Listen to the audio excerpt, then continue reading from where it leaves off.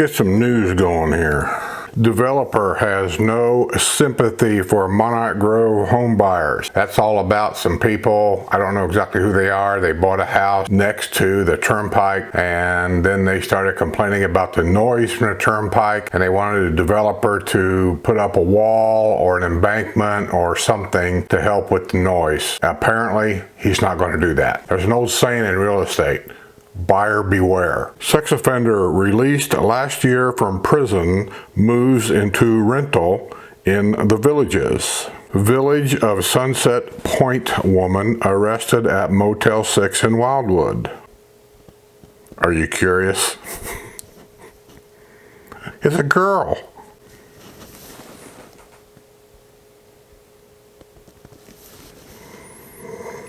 Village of Sunset Point woman was arrested at Motel 6 in Wildwood. Alicia Ann Marie Ofelt, 33, who lives at 1568 Ariel Place, was arrested at about 5:30 p.m. Tuesday after she was found in room 205 at the motel on State Road 44, according to an arrest report from the Sumter County Sheriff's Office. Hours earlier, Ofelt had been banned from the hotel. Oh, she was probably that hotel over there. It's the same old with them cheap hotels, prostitutes and drugs. That's basically what's around. Man arrested after intoxicated outburst at Publix in the Villages. I reckon there was alcohol involved. Man was arrested after an intoxicated outburst at Publix store in the Villages. The manager at Publix at La Plaza Grande, that's up by Spanish Springs, summoned law enforcement at about 7 p.m. Wednesday after 54-year-old Mark Lee Roberts of Lady Lake began screaming and cursing at an employee. There he is. You know, in Florida, they have a law, and I don't know if this is nationwide or not, but I do know they have a law here. You can't curse around minors in public like that. If you do, that's a reason for a law enforcer, a law enforcement officer to arrest you. That's illegal. Just keep that in mind, kids. You go, come and arrest mommy and daddy, they cussing at me. He was cursing at the employee in the liquor section of the store, according to a arrest report from the Lady Lake Police Department. Roberts had returned to the store after being escorted outside a few minutes earlier by the manager. Roberts then approached two shoppers and began yelling at them and attempting to start a fight with them. When law enforcement arrived on the scene, they immediately detected a strong odor of alcoholic beverage coming from his breath. The report said he was also disheveled and unkempt. My mom's favorite words, unkempt. I would say unkept, but this is unkempt. Anyway, Villages announces dates for Christmas tree lighting events. I know a lot of you out there are interested in that. It's something to see if you haven't seen it at least once. Just go early. I don't know if you're going to be able to take your chairs or not with this COVID thing, but go early, wear a mask, try to stay away from many people as you can, and I know it's probably going to be almost impossible, and just enjoy as much as you can. Hopefully it won't be cold. Because today when I woke up, it was like 37 degrees outside. Villages has announced dates for this year's Christmas tree lighting events. The tree lighting events will be November 28th in Spanish Springs. They've already had it as of today. Today is December the 2nd that I'm doing the Friday Report news. November 30th in Brownwood Putty Square. They've already had it. Lake Sumter don't have one? What? I don't know. There's nothing on here about Lake Sumter. Oh, wait a minute. There's a read more button. December 2nd, Lake Sumter Landings. That was today. Entry will be on a first come, first served basis. The tree lighting ceremony will start at 7:45. So apparently they're going to have people there to keep the percentage down, I guess. Couple battles man in road rage incident. I don't know if you've seen it or not, but I was driving and talking. I don't even know if I've cut it or not. I have to look, maybe not. But I tried to make a statement because this is that time of year where people do silly drunken things that if you see something wrong, you see something going on, call a cop, do what you want to do. Do not yell at these people. You see it all the time where somebody in a golf cart will yell at somebody else, or somebody in a car will yell at somebody else. I mean, that's the dumbest thing to do around here. You don't know who that person is. I've made 100 reports about sexual offenders. People getting out of jail, out of prison, after being in there for 27 years. They come here and they rent a house. I don't know how they afford to rent a house. I have no idea. All I know is they're here. And when you yell at somebody, do you know who that person is? Odds are you don't. Do you know that person's background? Odds are you don't. Do you know if that person is a violent person, maybe carrying a weapon? Odds are you don't. So the best thing to do is just keep your mouth shut and just keep walking. A couple battled a man with a knife in a road rage incident in the village's Grant Mitchell Patterson, 28, of Bellevue, is facing a felony charge of aggravated battery with a deadly weapon after stabbing another driver near his rib cage during the road rage incident Wednesday night on County Road 466 at Buena Vista Boulevard, according to the arrest report. Patterson had been driving a green Ford pickup truck at about 9 p.m. and was swerving in and out of traffic, the arrest report said. A man driving another vehicle rolled down the window and shouted at Patterson. This reportedly enraged Patterson, who got out of the truck with a knife in his hand. The other driver also got out of the vehicle. Dude, why would you see a man with a knife and you get out of your truck or car or whatever? What you do is you put it in drive and run over him. Just kidding. The other driver also got out of his vehicle. The woman traveling with the other man yelled at Patterson to put the knife down. She got out of the vehicle. Now, why would she do that? Good God, these dumb people. Where do you come from? Got out of the vehicle and attempted to take the knife away from Patterson. This woman is trying to take the knife away from Patterson. These are the same people that go to Yellowstone National Park and get out of their car with a camera to walk up to this giant buffalo to get a picture taken. This enraged the man with whom she had been traveling, and the argument escalated, the report said. Patterson stabbed the man during the course of the argument. A witness called 911. There you go. As Patterson was climbing back into his truck. The stabbing victim was transported to Ocala Regional Medical Center. Good hospital, by the way. Criminal, just thinking, that's a good 20-minute drive even for an ambulance to get there. And then yet we got the Villages Hospital just right up the road from where he got stabbed. He could have been to Villages Hospital in 5, 6, 7 minutes. Maybe it's because our hospital is not a what they call a trauma center. I don't think we are. I don't think the Villages Hospital is a trauma center. I think Ocala's is. That could be the answer to the question. Criminal history check revealed Patterson had been convicted of battery in 2012 in Cherokee County, Georgia. The Michigan native was taken into custody and booked at the Sumter County Detention Center. He was released after posting a $12,000 bond. See, you don't yell at people, especially this in Winterbirds. I am so tired today. I'm doing this in the middle of the night, by the way. I got the lighting on to kind of hide the fact that it's dark. But anyway, you don't know who you're yelling at. You don't know anything about that person. This guy, been convicted of a battery. He's got a history of it. And you yell at him. And then what's really dumb, he comes walking at you with carrying a knife and you get out of the car. And what's even dumber is the lady sees it. She gets out of the car. What? I'm sorry. There are some people in this world that just don't get it. Some of this news surprises me too because I read it and most of it really don't surprise me. But every now and then I'll read something that I didn't know happened. Here's one. Villagers sick of unsightly view after blaze at golf maintenance facility. I didn't know there was a golf maintenance facility that was even on fire. Villagers are sick of their unsightly view after a blaze nearly a year ago at a golf maintenance facility.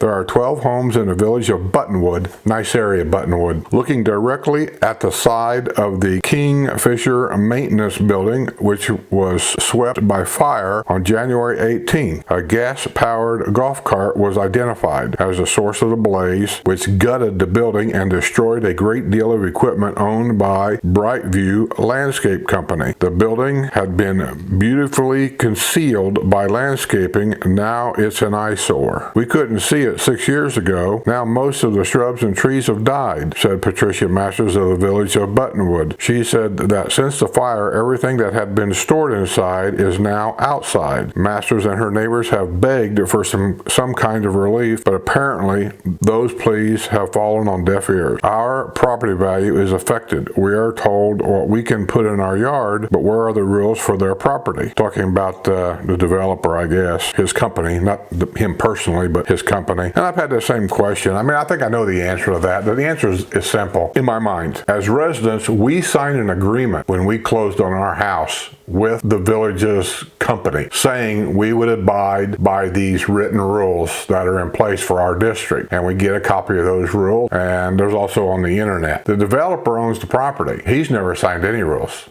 with us or anybody else. It's his property. Because I often wondered, how can he just tear down a country club like Hacienda when he promised all them people up there, and then they paid premium price to be on golf course frontage, and then he just decides to tear the building down because he wants to and put up a parking garage or a apartment building, which apparently apartment buildings must be more profitable, and just do it. And I've questioned, how can he just do that without asking anybody other than Lake County for, I guess, building permits or whatever, stuff like that. But I think after thinking about it for 2 or 3 days, that I think that's the difference. I signed an agreement with the village's company saying I would follow these certain rules. He hasn't signed anything because he owns it. So if you don't have agreement that can be used in court against you, then there's really not a whole lot you can do about it. That district up there, though, I don't know, man.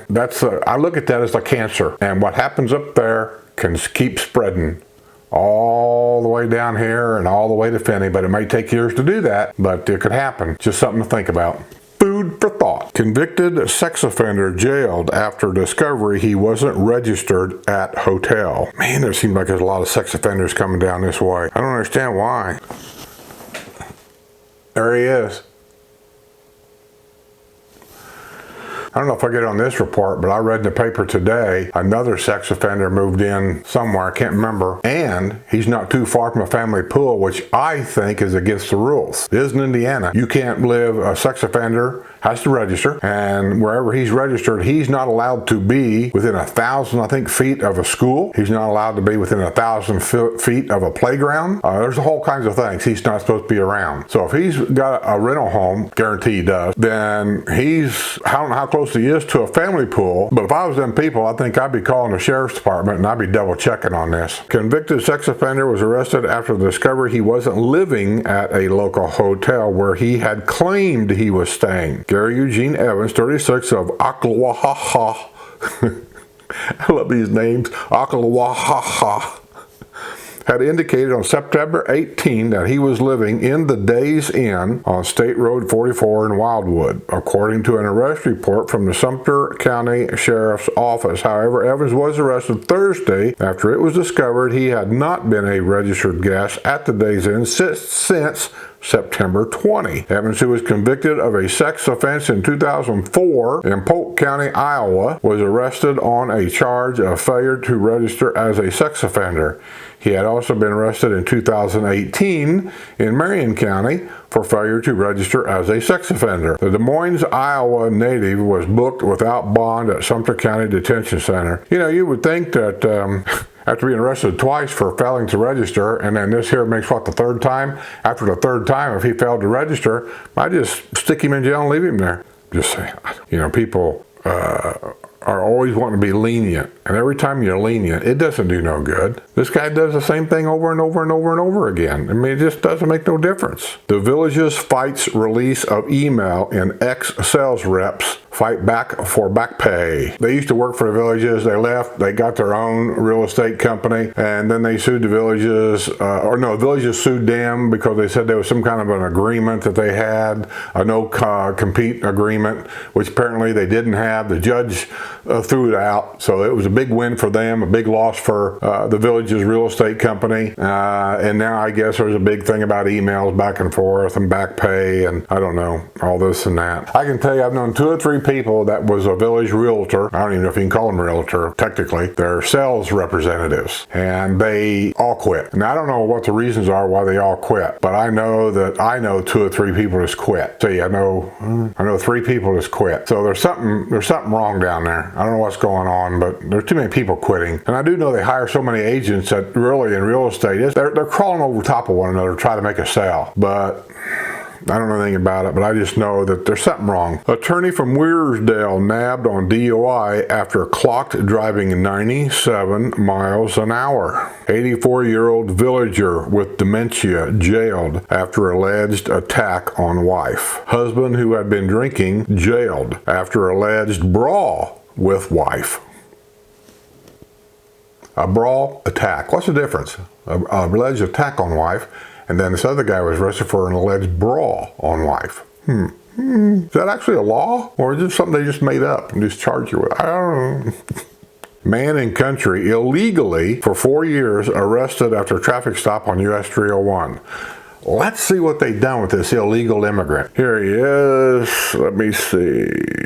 He looks Guatemalan to me. I mean, there's a difference between Mexican and Guatemalan. I mean, I see a little difference. Like Chinese, Japanese, Korean. I see difference in skin tones, the roundness of the face, things like that. Jeremias Moreno Diaz, 23, of Summerfield, was driving a blue utility vehicle at 9:25 a.m. Monday on US 301 when an officer ran the license plate and found that the vehicle's registered owner did not have a Florida's driver's license, according to an arrest report from the Wildwood Police Department. During the traffic stop, Moreno Diaz handed the officer a Mexico identification card. He admitted he has been living illegally for 4 years in the United States. He was arrested on a charge of operating a motor vehicle without a license and booked at the Sumter County Detention Center on a $500 bond.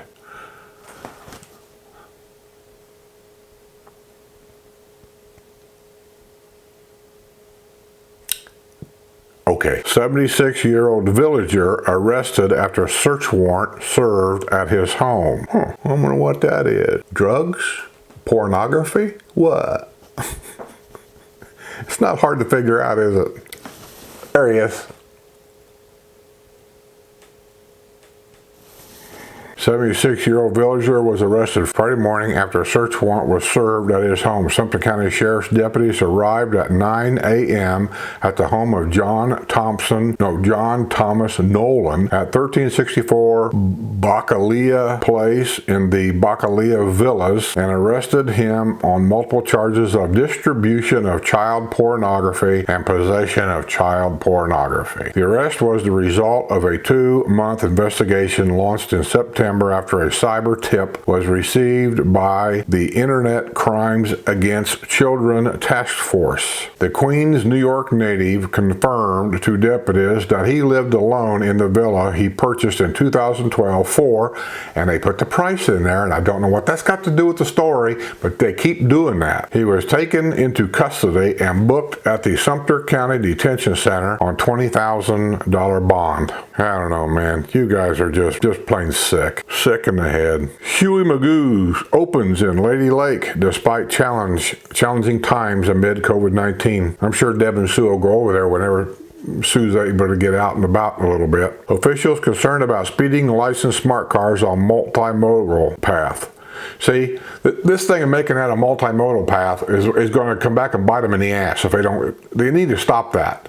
Because by saying it's a multimodal path, everybody gets this idea that anybody can be in it. I see cars driving down it all the time. See motorcycles in it all the time. They're not supposed to be in it. You'll see work trucks will park their work truck in the golf cart path, and then a golf cart's got to go around it. And now we have smart cars driving in it, and it's just not a safe thing to do. It's just not. Of course, the person in a car should know better. They're just being stupid. Villager's adult son jailed after early morning arrest at their home. Anyway, I'll refer. Look at that winner. Come on. Come on, focus. Where's it at? There it is. Focus on that guy. There he is. There he is. Good close-up picture of. There he is. Sumter County Sheriff's deputies went to 2331 Due West Drive in the village of Ashland at 6:30 a.m. That's by Sumter Landing Tuesday, and took into custody 48-year-old Todd Edward Carr. He was wanted on a warrant charging him with violating his probation. Means he'd been in trouble before. and he come down here and live with mommy and daddy. Probation stems from Carr's arrest on September 19th, 2019 on a charge of driving under the influence. The Philadelphia, PA native was previously arrested in 2010 on a charge of assault, but that case was later dismissed. Sumter commissioners call for special meeting on road impact fees. Ooh, how much are they going to screw us out of again? Large sinkhole. Jesus, and I just reported the other day that so far after the monsoon season, there was no report of any sinkholes. Ah, darn it. Large sinkhole opens up near postal facility in the Villages. Let me see where. It's usually up north up there somewhere. Okay. Here's a picture of the sinkhole. Well, I'll get this over here to focus on it. There. There's the sinkhole. A large sinkhole opened up near a postal station. The sinkhole, which is about 10 feet wide and about 5 feet deep, was roped off with orange tape Wednesday near the village of Summerhill Postal Facility. That's up by Nancy Lopez, kinda, up in that area. Harbor Hills woman arrested after crashing in Roundabout in the Villages. I don't know. I don't know. Carolina Maria de Sevilla, 28, who lives at 39551 Crest Court in the high-end country club development in Lady Lake, was driving a white 2014 Honda Civic at 2:15 a.m. 2 o'clock in the morning. Bars closed. Tuesday when she failed to properly negotiate a roundabout on Buena Vista Boulevard and St. Charles Place, according to an accident report from the Florida Highway Patrol. Her vehicle ran off the road and struck a light pole in the roundabout. She fled the scene, but was found a short time later when her damaged vehicle was discovered at a County Road 466A and Killingsworth Way near Sumter Senior Living. She was arrested and charged with driving under the influence and leaving the scene of an accident. Convicted sex offender from Ohio registers permanent address in the Villages. Looks like the village of Santo Domingo, which is up by Spanish Springs. Oh, he's lovely. Tattoos on his neck, tattoos on top of his head. He looks normal. Where he at?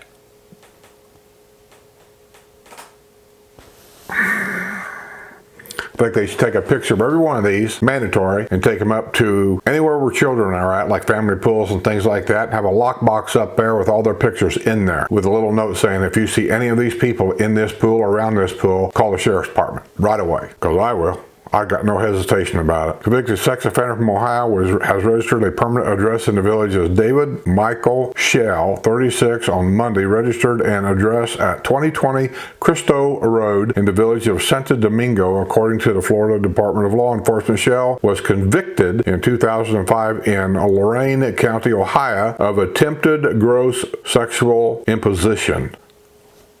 I don't know what that is, but it sounds... I don't know.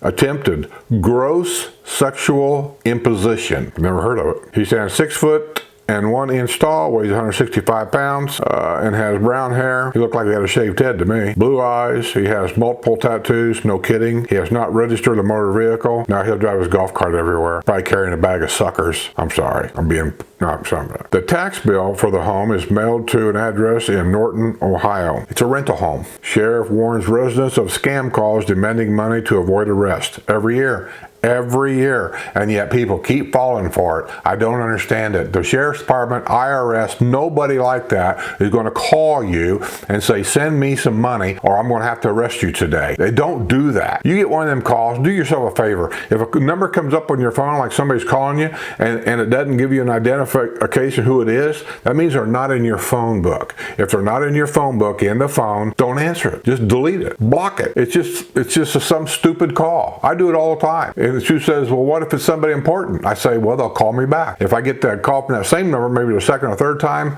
I might answer. 99% of the time, it's a dumb robot call, and then I end up blocking the number. And I've got so many numbers on here blocked that I don't even know if that even works, but I got a bunch of them blocked. Confused DUI suspect in Cadillac arrested at county store on State Road 44. Wildwood official approved 2 high-density housing developments. It's on 301. It's up by Pepper Tree Apartments. They're developing more there. You just think about all these apartments they're building. Lady Lake's got 2 or 3 projects up there, which borders right on the edge of the villages, building them there. You got the Pepper Tree Apartments over here they're adding. They're going to be adding some kind of small housing, what do they call it, tiny homes over here at Wildwood. They approved that like last year somewhere over there. And then the villages, it's like, how many people need an apartment? I don't get it.